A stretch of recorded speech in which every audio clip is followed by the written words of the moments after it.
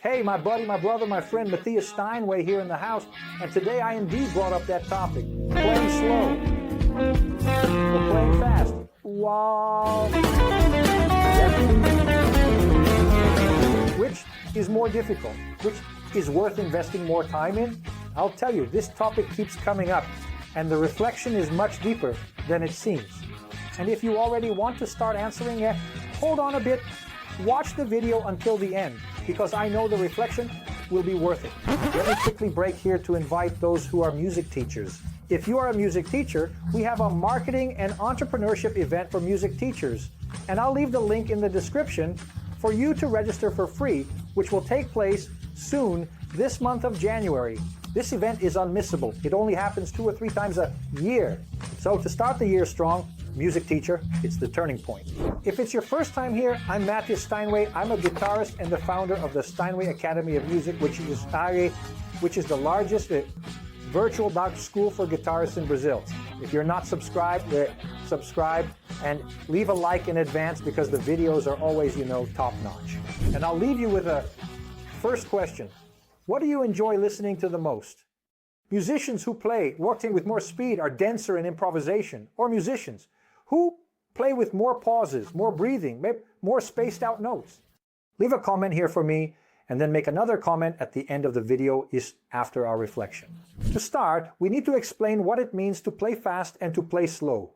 I had a teacher named Hal Crook, who is a trombonist, pianist, and drummer. Man, the guy is a genius. He has several really cool methods. One of them is called How to Improvise, and he categorizes rhythms in 2 ways, dense rhythms and sparse rhythms. What does a dense rhythm mean? It's when you hear someone playing fast. So he places the 8th note between dense and space, right? In other words, it's sometimes difficult to separate what is dense and what is space, meaning what is fast and what is slow. Sometimes it's obvious, but this will change with the tempo of the music. Want to see? I'll show you in practice here. With the metronome playing 8 notes, and you'll notice that when I increase the tempo, this 8th note sometimes seems slow. Sometimes it falls into a limbo, and sometimes it is clearly fast. Check it out, the metronome at 74. Look. Okay. Ya, ya, ya, ya. Ya, ya, ya, ya, ya, ya, ya, ya, ya. Here it's quite average, you see. And there it is. Here it is. Here it is. It's hard to say if it's fast or if it's slow. Now I'm going to set it, look, to a much slower tempo. Look, 44. The same 8th note. Look. Ta, je, ka, ta, ka, ta, ka, ta, ka, ta, ka, ta. Slow, right? Now I'm going to set it, look, much faster. Cup, cup, cup, cup, cup, cup, cup, cup, cup, cup, cup, cup, cup, cup, cup, cup, cup, cup. So you notice that? Taka, taka, taka, taka, taka. It got fast. Okay, here, okay, here, okay, here. Middle of the road.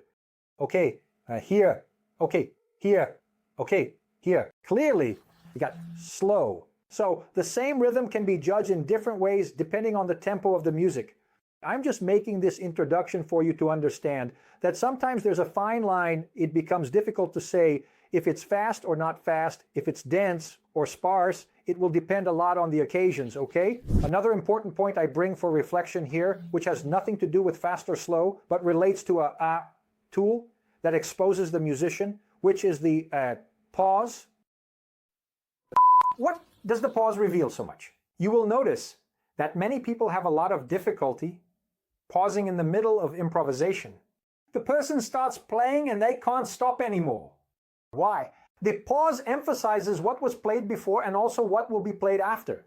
So it's an excellent tool for contrast. You might be playing something fast and then suddenly you stop and play something slow or play something fast. So it grabs attention. What happens is that many people develop mechanically, right? They're constantly practicing things that are sometimes fast or not, but they don't practice this breathing.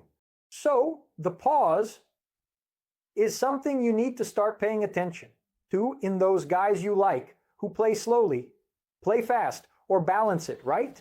There is clearly a perception that playing fast is difficult. Why?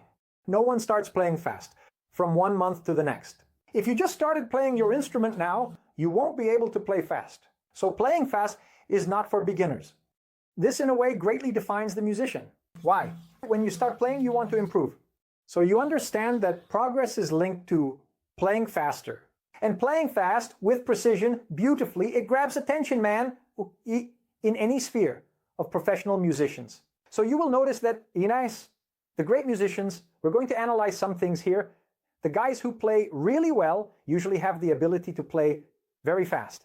In fact, it's much easier to find great masters who can express themselves with a lot of depth than the opposite.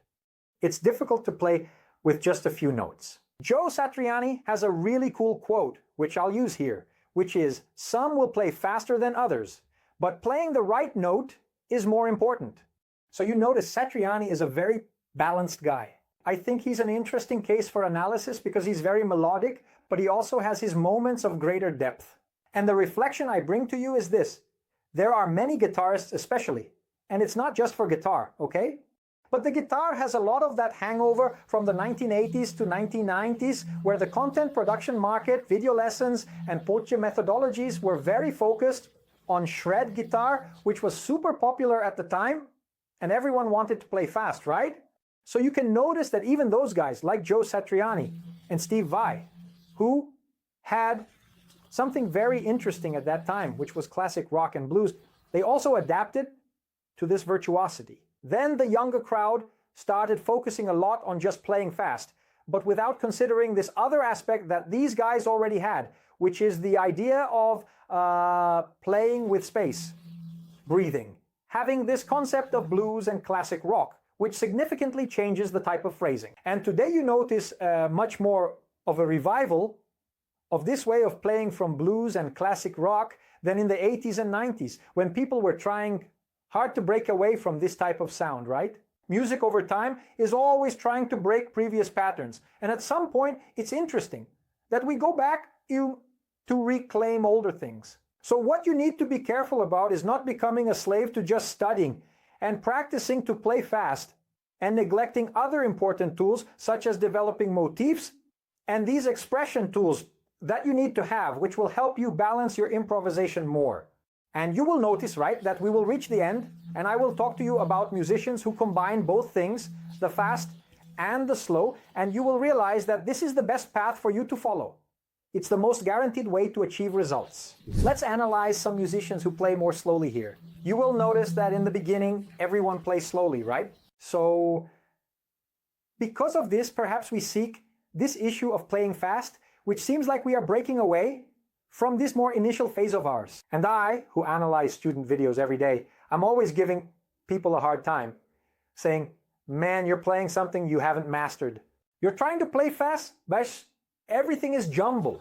Makes no sense. You're not even properly hearing what you're playing.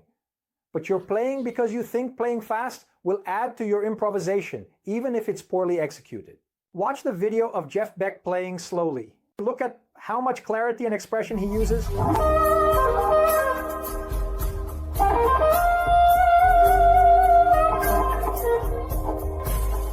Now,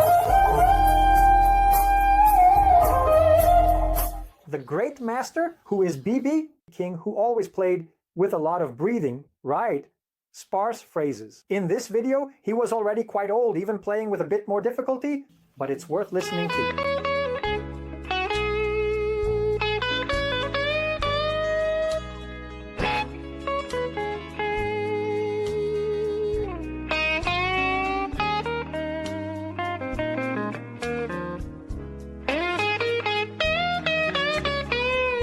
So for me to keep filling this with videos of musicians playing fast, right? You'll have Stevie Ray Vaughan, Malmsteen, Steve Vai. There are several musicians who play fast, play very well. Pat Martino, Pat Metheny. I'm going to include a guy who isn't a guitarist. John Coltrane, who is one of the guys who most shocked people by playing fast. Before him, there was Charlie Parker, obviously, but check him out, playing eighth notes.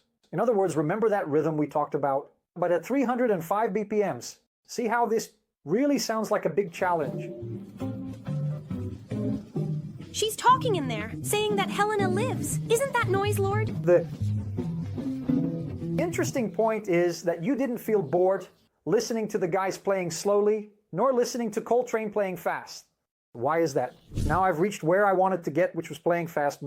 and slow. I said this is the most assured point. Why? The more contrast you have, the more tools you have.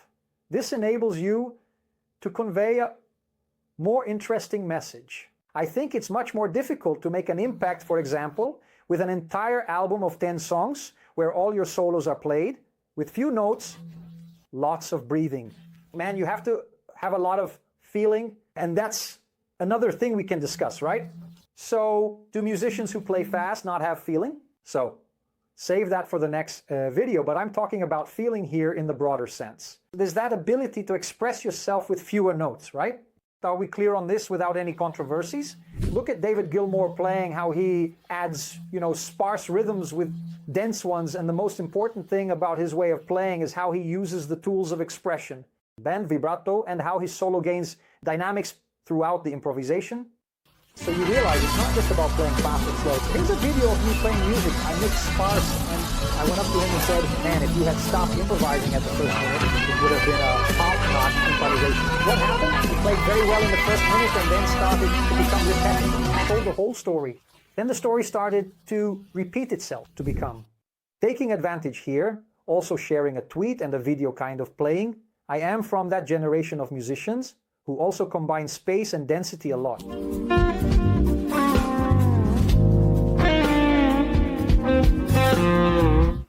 The video doesn't become huge. I wanted to conclude the following. What really matters in improvisation is your ability to tell a story in your improvisation. This reminded me of another student whose improvisation I analyzed. He plays very well, okay? He's a professional guitarist, right? Even well known. And he did an improvisation of about 2.5 minutes. I went up to him and said, man, if you had stopped your improvisation at the first minute, it would have been top notch. What happened? He played very well in the first minute and then started to become repetitive. He told the whole story, and then the story started to repeat. So your ability to tell a story that from beginning to end is usually how improvisation develops, right? It starts a bit sparse, gains strength, and is delivered so that another improviser can continue the sequence, or the singer can come in, and so on. So it works like a movie story, right? It has a beginning, a climax, and a resolution. Of course, there are countless exceptions, but in theory, we could say that this format fits almost all styles. So the question I leave here for you is, which improviser, guitarist, or musician best sums up what you like to listen to? And why? Is he someone who plays more densely? Does he balance well? Is he a more sparse musician? What touches you the most about this musician, right? How does he express himself better? Leave it for us in the comments. It's always nice to read. If you also have any video suggestions, leave them for me here. And before you go, I invite you to check out my virtual school, the Staringer Academy of New Music, so you can come study with me. God bless you. A big hug.